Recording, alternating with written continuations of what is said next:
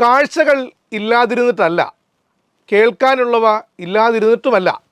അതായത് മാധ്യമങ്ങളുടെയും മാധ്യമപ്രവർത്തകരുടെയും കുത്തിത്തിരിപ്പ് വേണ്ടുവോളം ഉണ്ടായിരുന്നിട്ടും ന്യൂസ് ലാബിലേക്ക് കടക്കാൻ കഴിഞ്ഞില്ല.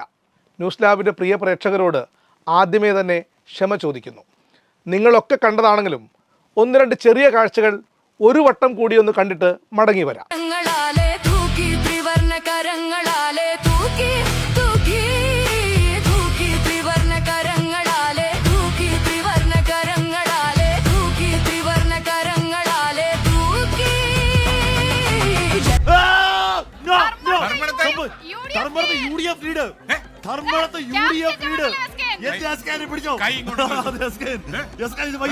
ഞാൻ സമ്മതിക്കില്ല. बहुत मुश्किल है, ये बहुत तोड़ा रही है. अयो और निवर्तिले भैया धर्मरत्न बड़ी मुश्किल है, बड़ी मुस्कुराते आगे प्रश्न दिमाग खराब है, इसका दिमाग खराब है. हिंदी नहीं मालूम.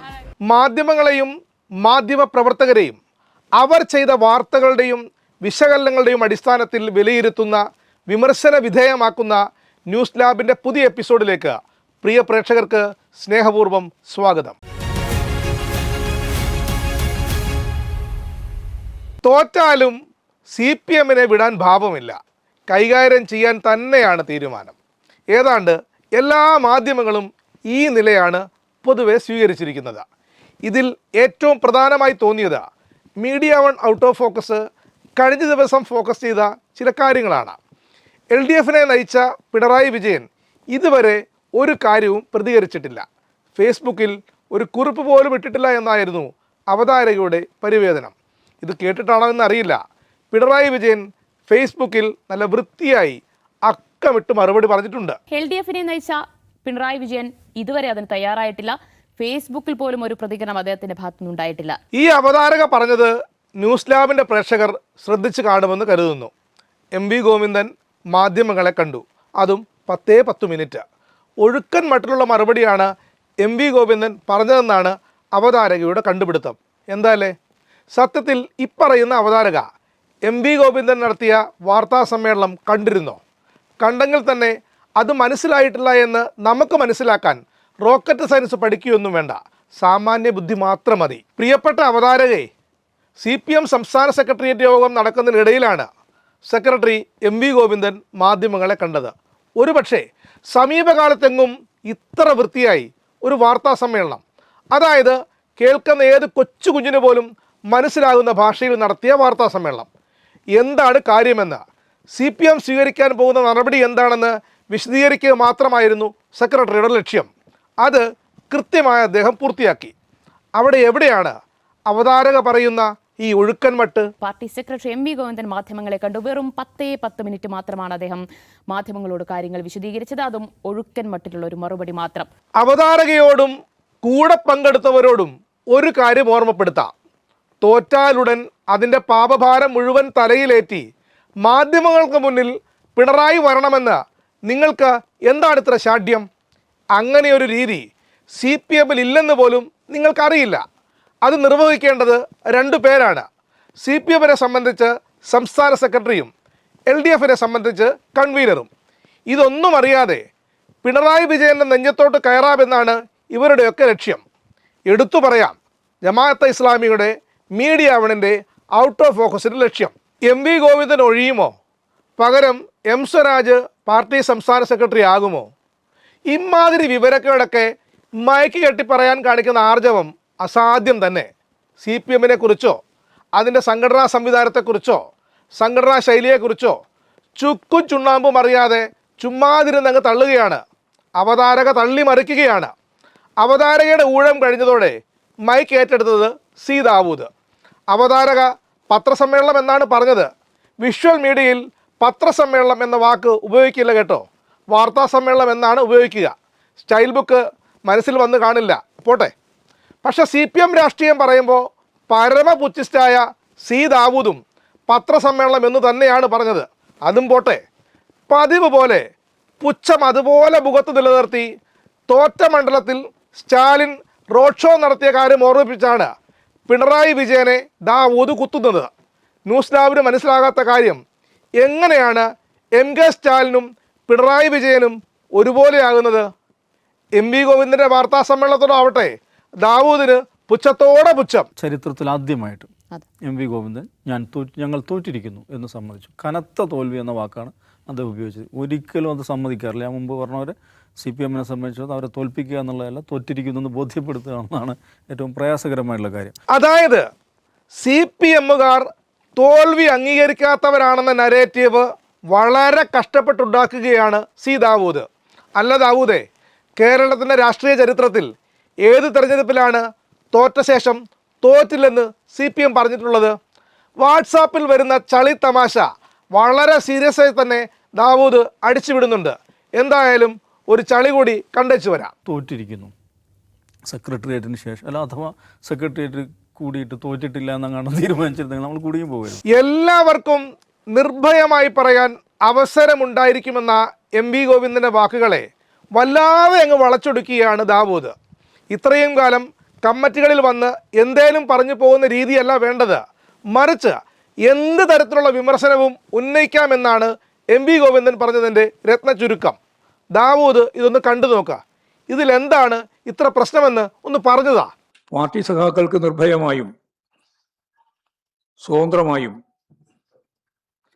അവരുടെ ഘടകങ്ങളിൽ അഭിപ്രായങ്ങൾ പറയാൻ അവസരമൊരുക്കണം എന്നാണ് പാർട്ടി നേതൃത്വത്തിൻ്റെ അഭിപ്രായം.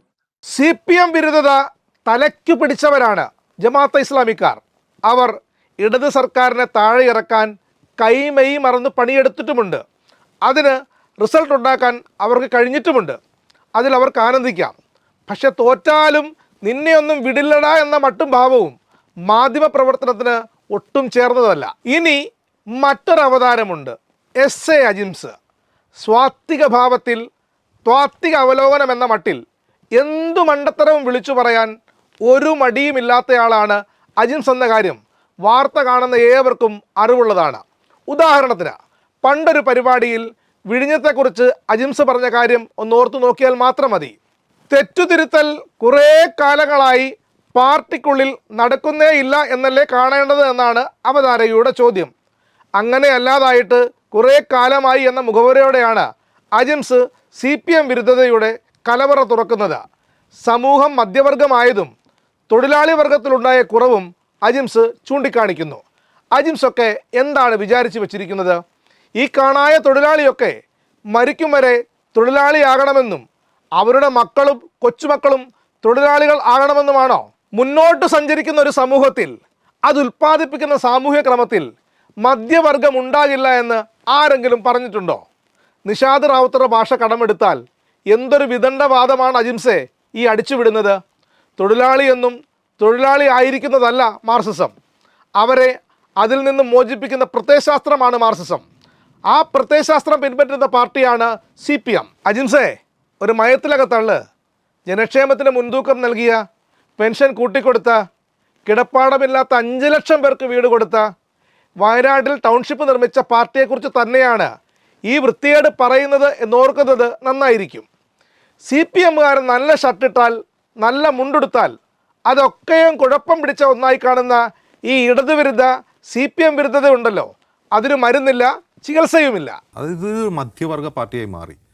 അപ്പോൾ ഇനി കഴിഞ്ഞ 10 വർഷത്തിനിടയിൽ പാർട്ടിക്കുണ്ടായ മാറ്റം എന്ന് പറഞ്ഞാൽ ഈ മധ്യവർഗത്തിൻ്റെ ആസ്പിറേഷൻസാണ് യഥാർത്ഥത്തിൽ പാർട്ടി പിണറായി വിജയൻ അധികാരത്തിലെത്തിയതിനു ശേഷം സംസാരിക്കുന്നതും പെരുമാറുന്നതും പാർട്ടി നയങ്ങളും പരിപാടികളും എല്ലാം അത് തന്നെയാണ്. പാർട്ടിയിലെ ബുദ്ധിജീവികൾ ഗുണഭോക്തൃ ബുദ്ധിജീവികളായി മാറുന്നുവെന്ന് അജിംസ് ഇടയ്ക്ക് പറഞ്ഞു വെക്കുന്നു. ആൻ്റോണിയോ ഗ്രാംഷിയെക്കുറിച്ച് ആരോ അജിംസിനോട് പറഞ്ഞെന്ന് തോന്നുന്നു. പുതിയ ടെർമിനോളജിയൊക്കെ അതിൻ്റെ ഭാഗമായി പടച്ചു വിടുകയാണ്. അജിംസ് പറയുന്ന കേട്ടാൽ നമുക്ക് തോന്നുക CPM സംസ്ഥാന കമ്മിറ്റിയിൽ അജിംസ് അംഗമായിരുന്നോ എന്ന സംശയമാണ്. അത്രയ്ക്കങ്ങ് ഉറപ്പിച്ചു പറയുകയാണ്. പാർട്ടിക്കുള്ളിൽ നടക്കുന്ന ചർച്ചകളുടെ രീതിയൊക്കെ അജിംസ് പറഞ്ഞു ഉറപ്പിക്കുകയാണ്. പാർട്ടിയിൽ ബുദ്ധിയുള്ള ആളുകൾ, ബുദ്ധിജീവികളൊക്കെ ഉണ്ട്. അവരെന്ത് ചെയ്യുന്നു? അവർ ഒരുതരം ഗുണഭോക്തൃ ബുദ്ധിജീവികളായി മാറുന്നു. അവർക്ക് എന്തെങ്കിലും ബെനിഫിറ്റ് കിട്ടുമോ എന്ന് നോക്കുന്ന മാത്രം ബുദ്ധിജീവികൾ. അങ്ങനെ ബെനിഫിറ്റ് കിട്ടുമെന്ന് നോക്കുമ്പോൾ ഭരിക്കുന്ന ആളെ പുകഴ്ത്തുക എന്നുള്ളതാണ് അവരുടെ പ്രധാന പണി. കുറേ അധികം ആളുകൾ പാർട്ടിക്കകത്ത് മൗനികളായി. അങ്ങനെ മൗനികളായ ഒരുപാട് പേര്, ഇപ്പോൾ ദിവ്യ ചുമ്മാ ഓർത്ത് നോക്കുകയാണെങ്കിൽ തന്നെ ഒരു 15 വർഷം മുമ്പ് പാർട്ടിയിൽ സജീവമായിരുന്ന ബുദ്ധിയുള്ള മനുഷ്യർ മൗനികളായ ഒരുപാട് പേരുടെ ലിസ്റ്റിൽ ഇങ്ങനെ മനോമുകുരത്തിലൂടെ ഞാൻ പേര് പറയുന്നില്ല. ഇത്രയും പറഞ്ഞതല്ലേ അജിംസേ, 1-2 ആളുകളുടെ പേര് പറ, നാട്ടുകാരൊക്കെ ഒന്ന് കേൾക്കട്ടെ, താങ്കളുടെ ഹൃദയഭാരം ഒന്ന് ഒഴിയട്ടെ, ആ മനസ്സൊന്ന് തണുക്കട്ടെ. പിന്നെ ഒരു പ്രധാന കാര്യം അജിംസ് പറഞ്ഞു, സൈബർ ആക്രമണം എന്നത് പാർട്ടിയുടെ തന്നെ ഒരു പരിപാടിയാണെന്നാണ് അജിംസിൻ്റെ ആരോപണം. ആരെയാണ് ആക്രമിക്കേണ്ടതെന്ന കാര്യം ബേസ് ക്യാമ്പിൽ തീരുമാനമെടുക്കും, എന്നിട്ട് വട്ടം കൂടി ആക്രമിക്കും. എൻ്റെ പൊന്ന അജിംസേ, പൊട്ടത്തരം ഇങ്ങനെ വിളിച്ചു പറയല്ലേ. കേരളത്തിൽ നല്ലൊരു സൈബർ വിങ് ഇല്ലാത്ത ഏക പാർട്ടിയാണ് CPM. നവമാധ്യമ കമ്മിറ്റി എന്നൊരു തട്ടുപൊളിപ്പൻ പരിപാടി CPM ആവിഷ്കരിച്ചിട്ടുണ്ട്.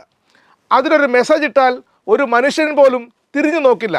ഇത് ഞാൻ പറയുന്നതല്ല കേട്ടോ, നാട്ടിലെ സാധാരണ SFIക്കാർ പറയുന്നതാണ്. അജിംസ് ഉദ്ദേശിക്കുന്ന CPM സൈബർ വിങ് എന്നത് CPMന് വേണ്ടി സ്വന്തം നിലയ്ക്ക് എഴുതുകയോ പറയുകയോ വീഡിയോ ചെയ്യുന്നതോ ആയ സ്വതന്ത്ര വ്യക്തികളാണ്. അവരെ പാർട്ടിയുമായി ബന്ധിപ്പിക്കുന്ന ഒരു വാട്സാപ്പ് ഗ്രൂപ്പ് പോലും കേരളത്തിൽ ഈ വീഡിയോ ചെയ്യുന്ന ഈ നിമിഷം വരെ ഇല്ല. ബഹുമാനപ്പെട്ട അജിംസ് ഇതൊരു വെല്ലുവിളിയായി സ്വീകരിക്കണം.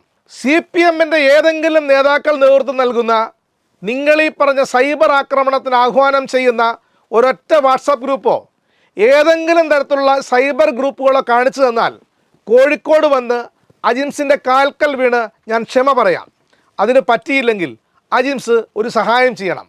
ബുദ്ധിജീവി ചമഞ്ഞ്, ഇനി ഗ്രാംഷിയുടെ ഭാഷയിൽ പറഞ്ഞാൽ ജൈവ ബുദ്ധിജീവി ചമഞ്ഞ് കള്ളത്തരം പറയാതിരുന്നാൽ മാത്രം മതി. പക്ഷേ അജിംസിന് അത് കഴിയില്ല. കാരണം അജിംസ് ജൈവ ബുദ്ധിജീവിയല്ല, ഒരു സാമ്പ്രദായിക ബുദ്ധിജീവി മാത്രമാണ്. വിലയിരുത്തലുകളും വിമർശനങ്ങളും കമൻറ്റ് ബോക്സിൽ അറിയിക്കാം. ന്യൂസ് ലാബിൻ്റെ ഈ ലക്കം പൂർണ്ണമാകുന്നു. നന്ദി, നമസ്കാരം.